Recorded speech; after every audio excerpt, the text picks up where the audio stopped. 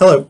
So in this video, we're going to talk about Immanuel Kant's shortish essay, What is Enlightenment? So Kant was an incredibly important philosopher in the Western tradition. He is one of the key thinkers of what we call the Enlightenment period, which sort of roughly, in Northern Europe at least, sort of roughly goes from the 1700s up through kind of the Napoleonic age. The Enlightenment era, broadly speaking, was characterized rather by a resurgence of interest in science, in philosophy, in non-religion-based ethics, in these sorts of broader questions, ontological questions, as well as scientific questions, epistemological questions, philosophical questions, and questions about how society should be organized were all central to Enlightenment philosophers. And one of the things that, across the board, Enlightenment thinkers tended to believe in was the importance of rational critical thought in discovering the truth and in coming to understand how the universe functions and how society should be organized. And Kant is there. I mean, the opening portion of the essay makes this quite clear that this is essentially where he is. But I think there are some interesting things in this essay that they're not necessarily, in my opinion, things that sort of follow well.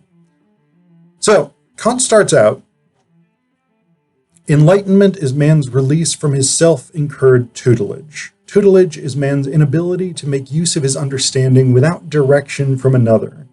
This tutelage is self-incurred when its cause lies not in lack of reason, but in lack of resolution and courage to use it without direction from another. Sapere aude. I don't know if I pronounced that right. I don't speak Latin, but that means dare to know, and it comes from Horace. Have courage to use your own reason. That is the motto of Enlightenment. So basically, what Kant starts out with is Enlightenment means that you think carefully, critically, and rationally for yourself. That is the baseline element of it, that you carefully consider things, you scrutinize them, you use your rational ability to assess and attempt to understand things, rather than allowing yourself and your thoughts, your mindset, your worldview to be directed or dictated by someone else. It is about individual intellectual liberty. And I say intellectual liberty because that becomes very important in Kant's understanding of Enlightenment. So the next paragraph, he goes on. He says, laziness and cowardice are the reasons why so great a portion of mankind, after nature has long since discharged them from external direction, naturaliter mairones, probably pronouncing that wrong as well. That means those who come of age naturally. In Latin, basically, once you're an adult and your brain is fully developed, nevertheless remain under lifelong tutelage. And why is it so easy? And why it is so easy for others to set themselves up as their guardians? It is so easy not to be of age. I have a book which understands for me, a pastor who has a conscience for me, a physician who decides my diet, and so forth. I need not trouble myself. I need not think if I can only pay. Others will readily undertake the irksome work for me. So this is Kant's explanation for why so few people actually effectively use their rational critical faculties. He says it's laziness and cowardice. If a politician will tell me what to think about the world, about society, about who I should trust, who I should hate, who are the good guys, who are the bad guys. If my religious leader tells me how to understand God and what is and isn't a sin, if my professors tell me believe this thing and repeat it on the essay, repeat it in the final exam to get an A, then I have no incentive to actually think for myself. I have an incentive to say, yeah, I don't need to think, I don't need to be critical, I don't need to question. All I need to do is accept. And this is what Kant points out as the problem.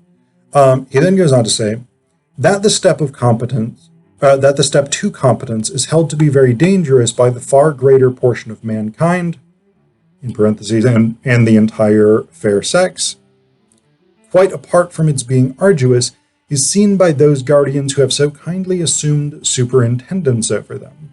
After the guardians have first made their domestic cattle dumb and have made sure that these placid creatures will not dare take a single step without the harness of the cart to which they are confined, the guardians then show them the danger which threatens if they try to go alone.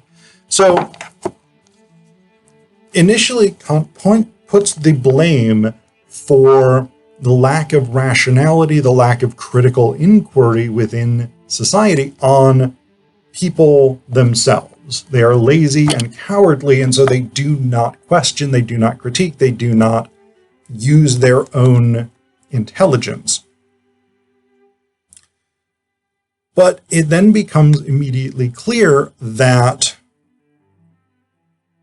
the people who are willing to, or in a social position, to step up and say, here is what you should believe. The book which understands for me, the pastor who has a conscience for me, the physician who decides my diet. These people can very easily, or this book in this case, or in the first case, these people can very easily say, no, you don't need to think for yourself. I have figured it out. And this, of course, is one of the danger of technocratic societies, right? Where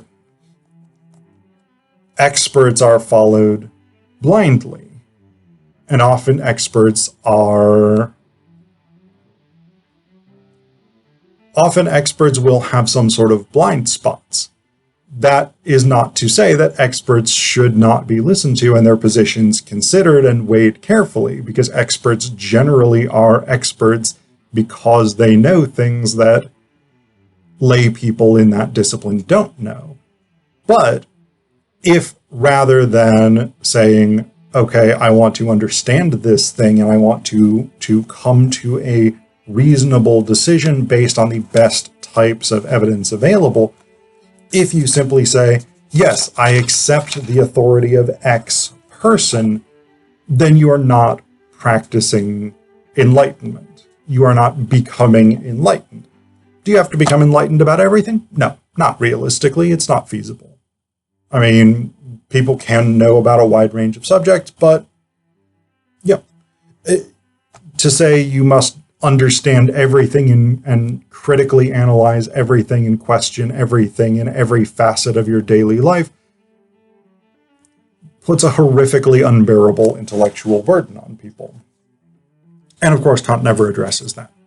But he does make this very interesting distinction. And this is, I think, the first element here that I'm kind of not 100% sold on. There's two major elements I'm not 100% sold on. This is the first one. So he says here, which restriction is an obstacle to enlightenment and which is not an obstacle but a promoter of it? I answer, the public use of one's reason must always be free, and it alone can bring about enlightenment among men.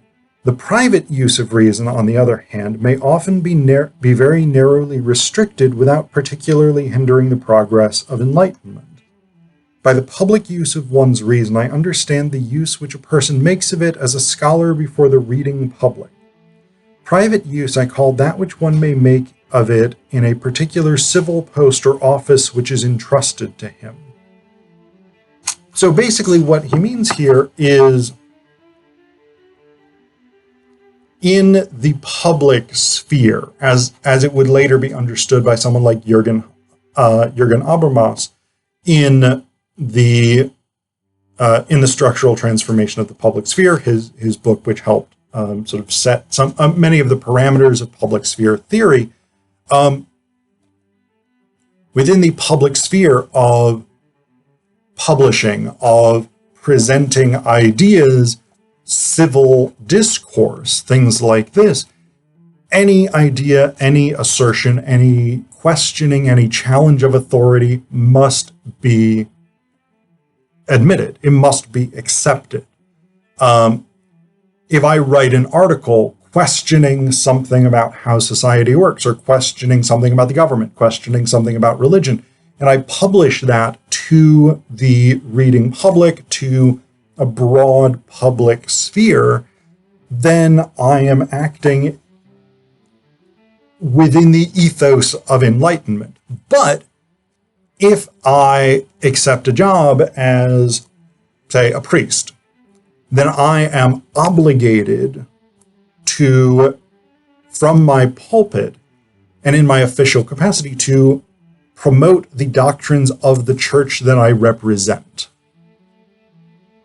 If I accept a government job, then in my capacity as an individual citizen, an individual human being, I can promote whatever ideas, questions, challenges, philosophies I want, but in my capacity as a government official, I have to enforce the laws of the land.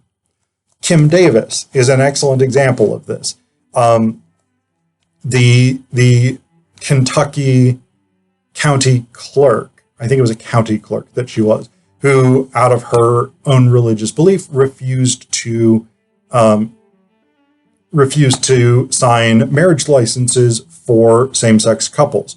Kant would say, absolutely unacceptable. Completely cannot do that. As an employee of the government who has agreed to serve in a particular capacity, you are ethically obligated to serve in that particular capacity. And if the laws of the government, the laws of the state, the laws of society require you to issue those marriage licenses, you are ethically obligated to do so, regardless of your personal feelings, personal misgivings, questions, religious scruples, whatever it is.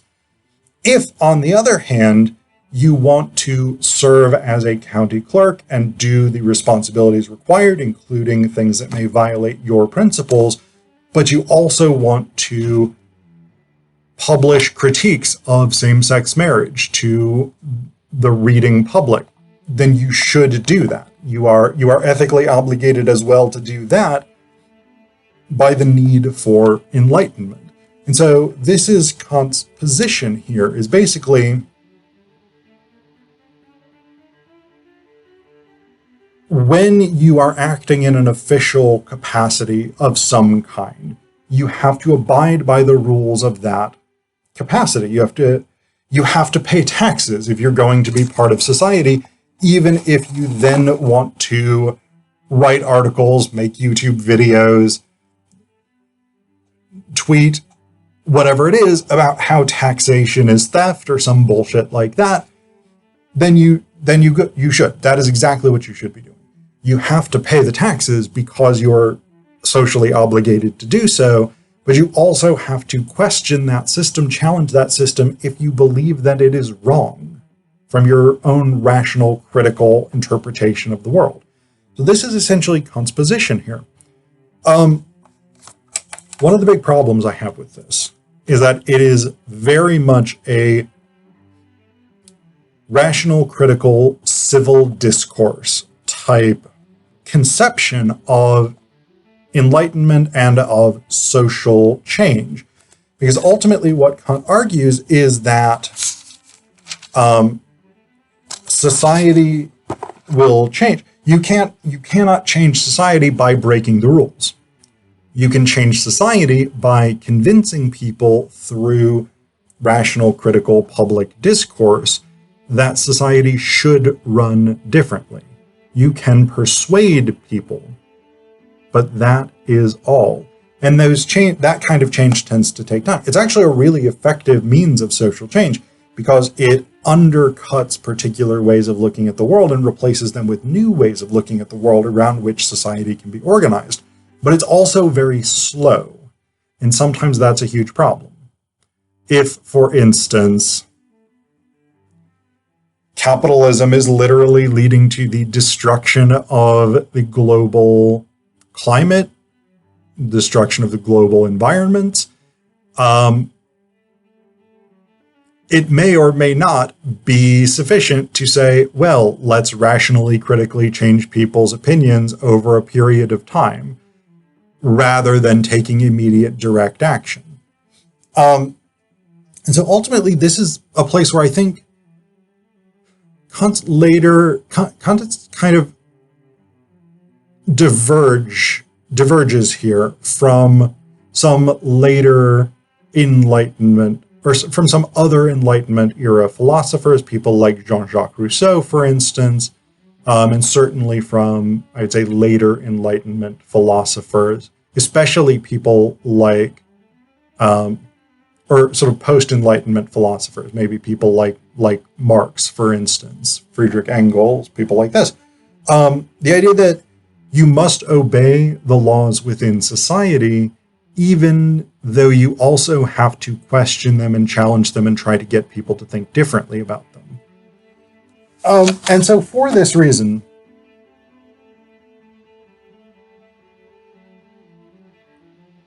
Kant sort of comes up with this idea, or he comes to this position that the best Enlightenment government is a benevolent, enlightened monarch. And he bases this basically on Frederick II of Prussia, who was king from 1712 to 1786. This essay was written in 1784, so Frederick had been on the throne a decent while. I think he lived from 1712 to 1786. I don't think he was on the throne all that time. But he nonetheless was king of Prussia. He was an enlightened monarch. Great, fine, whatever. But basically, because Kant comes to the conclusion that the Enlightenment socio-cultural organization is embodied in the phrase, argue as much as you will, and about what you will, only obey. That it needs to be an enlightened, benevolent monarch. And he says here, a republic could not dare say such a thing. Here is shown a strange and unexpected trend in human affairs in which almost everything looked at in the large is paradoxical. A greater degree of civil freedom appears advantageous to the freedom of mind of the people, and yet it places inescapable limitations upon it. A lower degree of civil freedom, on the contrary, provides the mind with room for each man to extend himself to his full capacity. So this is a paradoxical thing, and I think especially for people raised in the US with our particular conceptualization of freedom and liberty and what those things mean, this is an odd idea. In a way, it's not all that foreign in some senses. Like many indigenous American cultures, for instance, have highly regimented socio-cultural life, rituals, particular reciprocal obligations and things like this. The same is true in like Confucian philosophy. This is a highly regulated, regimented social system of reciprocity. And yet within those systems, there is a tremendous amount of opportunity for individual liberty, individual innovation, even freedom, because you don't have to make decisions about particular things. So I don't 100% disagree with this, because there are well-functioning social models that are based on this. But what this strikes me as is The only type of change, the only way to change or improve society is through rational critical discourse. You have to persuade a critical mass of people to A, agree with your perspective, B, implement your ideas, and C, overcome the inertia of contemporary social or cultural or political or economic or whatever it is conventions. You cannot take direct action. You cannot directly alter society. This is unethical within an Enlightenment ethos for Kant. It is only by talking, only by persuading people in public sphere structures outside of official channels.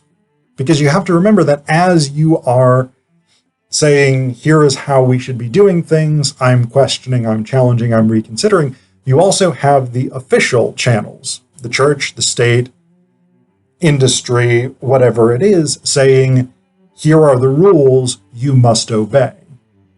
So you might, as a rational, critical person who has used your enlightened intellectual abilities, say, monarchy is clearly wrong. Monarchy is an unjustifiable archaism built from a barbaric age that has no place in modern society. And yet, you still have to obey the monarch. You have to persuade everybody, or enough people, that the monarchy should be done away with, while you are at the same time obeying the monarch. That's an incredibly high hurdle to have to overcome.